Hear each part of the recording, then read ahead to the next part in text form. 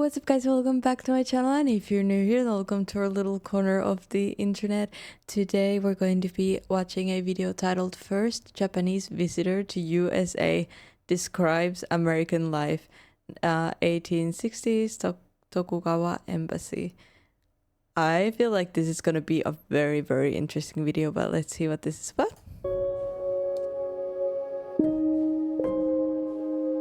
The year after I reached Yedo, the 6th year of Ansai, there was established the so-called Treaty of the Five Nations, and the port of Yokohama was formally opened for trade with foreign countries. One day I went to Yokohama for sightseeing. There was nothing of the town of Yokohama then. A few temporary dwellings had been erected here and there as posts for the foreign trade, and in these the pioneer merchants were living and showing their wares. To my disappointment, when I tried to speak with them, no one seemed to understand me at all, nor was I able to understand anything spoken by any one of the foreigners I met. Neither could I read anything of the signboards over the shops, nor the labels on the bottles which they had for sale. There was not a single recognizable word in any of the inscriptions or in any speech. It might have been English or French for aught I knew. Take that for a culture shock. Imagine, like, you see that for the first time. It's so weird because I often see Japanese like scripture and I'm like, how do they understand that? But they probably feel the same way about our letters. How crazy is that? On the very next day after returning from Yokohama, I took up a new aim in my life and determined to begin the study of English. But needless to say, there was no teacher of English then in Yedo. I did not know how to begin. I found, after inquiring around, there was an interpreter named Moriyama Takachiro, who had been called from Nagasaki to help in the negotiation proceedings of the new treaty. I heard that this man knew some English, though his speciality was Dutch. I went at once to Moriyama's house and implored him to teach me English. At that time, a young lad had reached Yedo from Nagasaki. We heard that he knew some English, and we tried to get some pronunciation from him. Then, occasionally, there were shipwrecked Japanese fishermen who were brought back by foreign ships. These poor men had formerly, by government decree, not been permitted to re-enter this land, but after the new policy of open ports came into effect, they were allowed to return home. Whenever we heard of any such men, we called on them at their lodgings and asked them to give us any English they knew. Oh, this is so sweet. This is a true story, right? Right? Japanese teacher, writer, translator, and reformer, member of the first Japanese embassy in the United States. Where were we? Sorry, guys.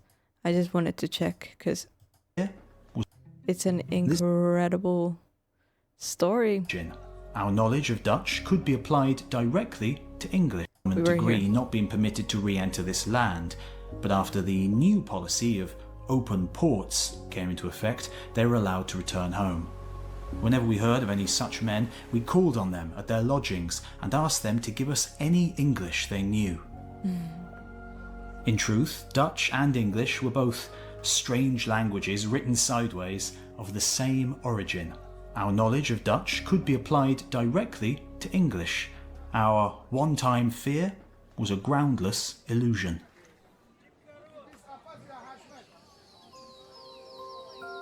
The year after I was settled in Yedo, the 6th year of Ansai, the government of the shogun made a great decision to send a ship of war to the United States, an enterprise never before attempted since the foundation of the empire. On this ship, I was to have the good fortune of visiting America.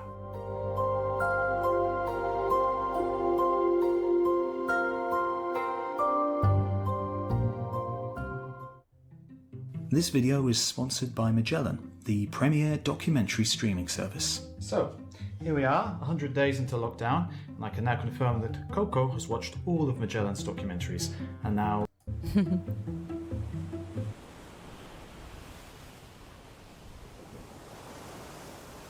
Though it had been called a warship, the vessel was a very small sailing craft, equipped with an auxiliary steam engine of 100 horsepower, which was used for manoeuvring in and out of harbours. In the open sea, she must depend entirely on sail. The government had purchased her from the Dutch for 25,000 ryu a few years before and had named her the Kanrin Maru. This voyage of Kanrin First Japanese sailing screw-driven steam corvette. Maru was an epoch-making adventure of our nation. Every member of the crew was determined to take the ship across unassisted by a foreigner.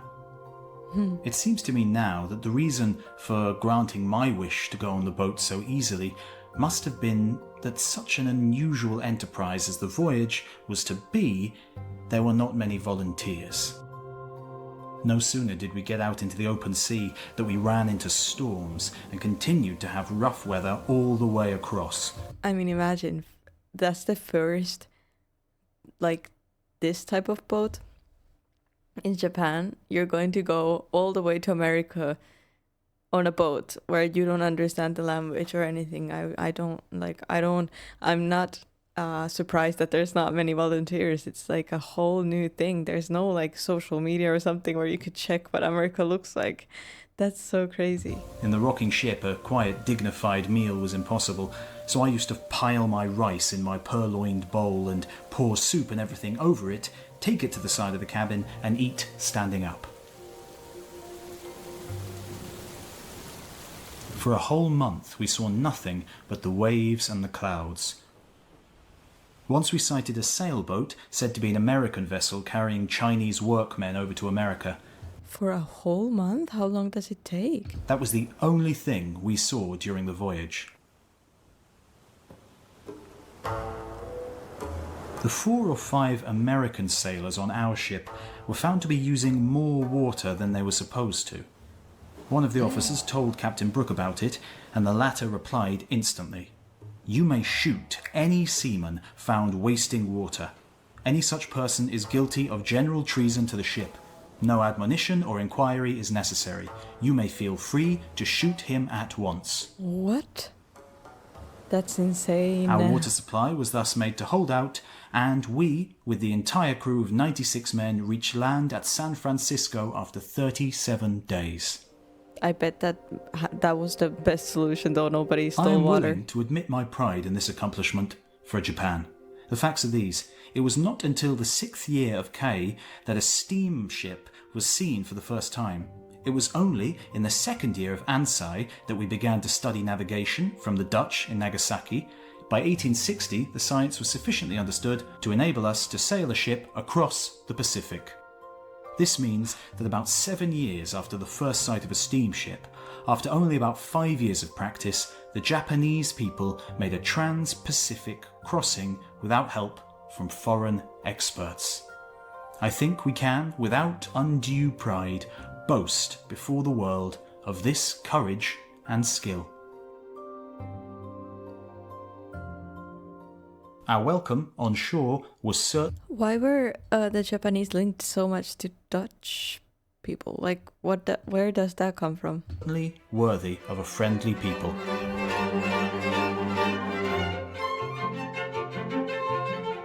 They did everything for us, and they could not have done more.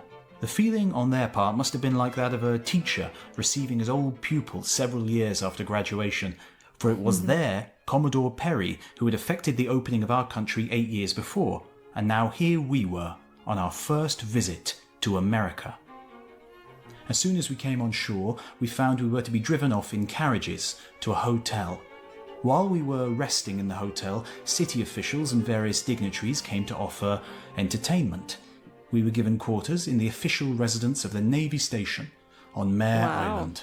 Our hosts knew that we Japanese were accustomed to different diets, so they arranged that our food, instead of being served, should be prepared by our own cook in the quarters allotted to us. That's amazing. Go America. What a nice way to receive people. But the officials, being very kind and desiring to satisfy the Japanese love for seafood, sent fish every day. Also, on learning the Japanese custom of bathing frequently, they had baths prepared daily. This generous treatment in every way brought to mind an old expression of ours, as if our host had put us on the palm of his hand, to see that we lacked nothing. I love that. On our part, there were many confusing and embarrassing moments, for we were quite ignorant of the customs and habits of American life.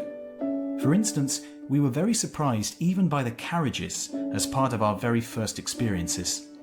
On seeing a vehicle with horses attached to it, we should easily have guessed what it was. But really, we did not identify our mode of conveyance until the door had been opened. We were seated inside, and the horses had started off. Then we realised we were riding in a carriage behind horses. All of us wore the usual pair. This is such a great video. I am so happy that I found this. I love it. Pair of swords at our sides and the hemp sandals. So attired, we were taken to the modern hotel. There we noticed, covering the interior, the valuable carpets and rugs, which in Japan only the more wealthy could buy from the importer's shop at so much a square inch to make purses and tobacco pouches with. Here the carpet was laid over an entire room, something quite astounding, and upon this costly fabric walked our hosts, wearing the shoes with which they had come in from the streets. We followed them in our hemp sandals. Immediately, bottles were brought in. Suddenly an explosion, the popping of champagne. When the glasses were passed around, we noticed strange fragments floating in them. Hardly did we expect to find ice in the warm spring weather. Some of the party swallowed these floating particles. Others expelled them suddenly. Others Surely they had ice though, no? bravely chewed them.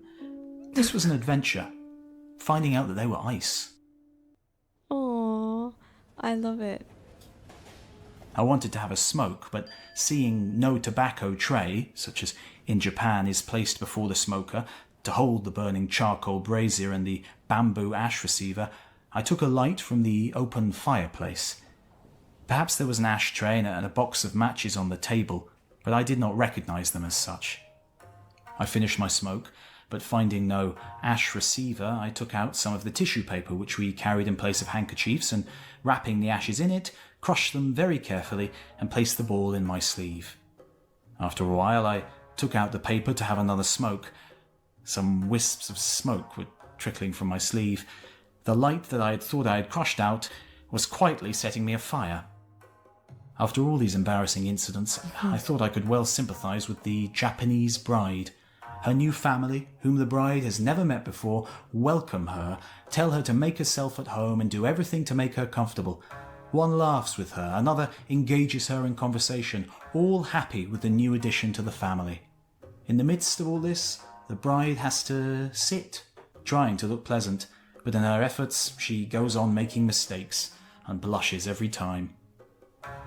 Before leaving Japan, I, the independent soul, a carefree student who could look the world in the face, had feared nothing. But on arriving in America, I was turned suddenly into a shy, self-conscious, blushing bride. The contrast was indeed funny, even to myself.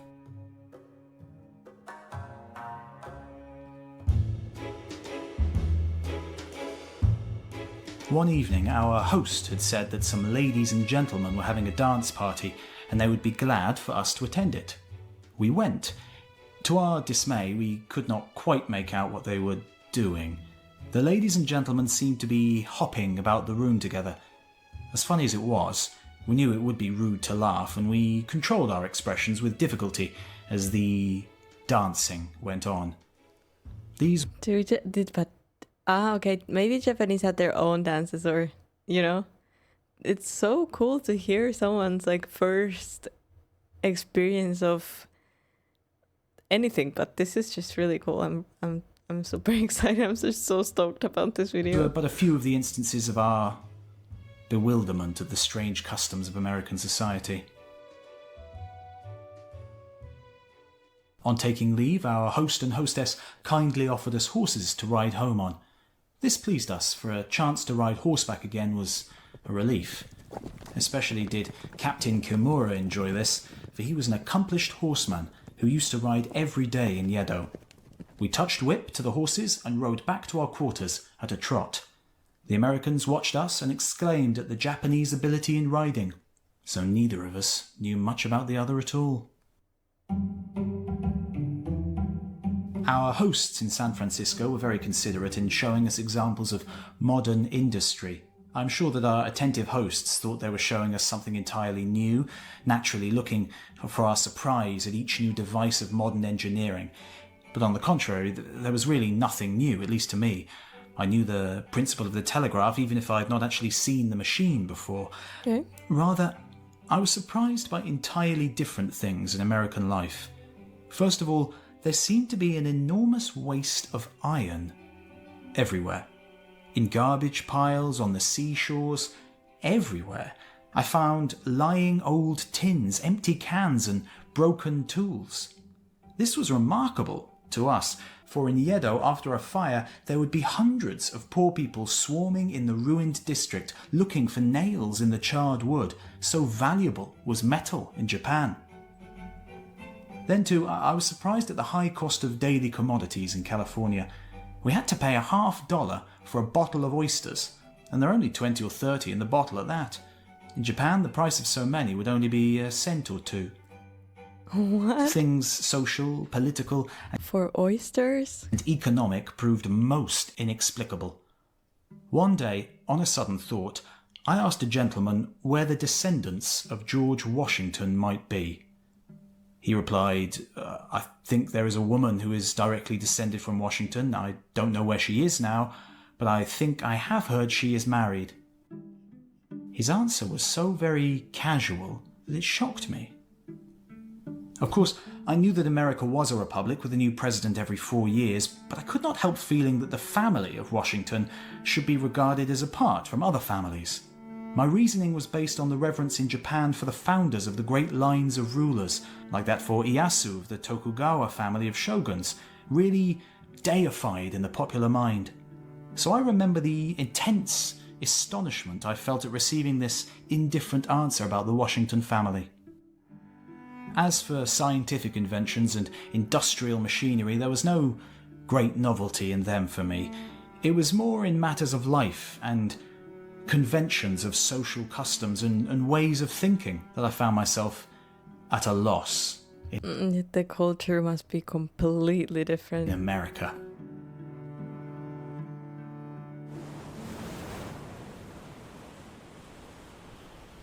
I've already described the generosity of our hosts and the people in San Francisco. Not only did they repair the damaged parts of our vessel, but they were thoughtful enough to build lockers in convenient places on board for the use of the crew. When the ship was ready and we were preparing to set sail on the homeward voyage, we inquired how much we should have to pay for the repair of our ship and the expenses. We were met with a kindly smile, and we were obliged to sail away with our obligations unpaid. Before sailing, the interpreter Nakahama and myself each bought a copy of Webster's dictionary. This, I know, was the very first importation of Webster's into Japan. In spite of the general public dislike of all foreign studies, students in my school gradually increased after my return from America. During my stay in San Francisco, I had come in contact with foreigners, had heard their language, and made a special effort to improve my knowledge of English. But as yet my knowledge of English was not sufficient. I still had to have much recourse to my Dutch-English dictionary. Though I called myself a teacher, I was still a student, along with those I was instructing.